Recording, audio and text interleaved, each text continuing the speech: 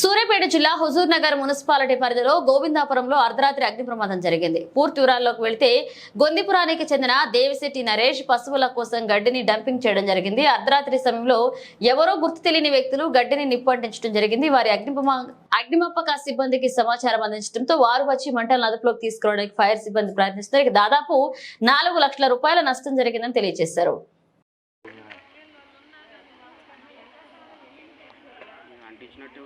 మరి అట్లే ఉంది లేకపోతే రోడ్ ఎవరు సిగరెట్ తాగి ఇక్కడ నుంచి కాలుకుంటూ పోతుంది. సిగరెట్ కూడా కాదు బాబు, పెట్టిన బాబు క్లియర్ అది ఏముంది అది ఫైర్ కాదు.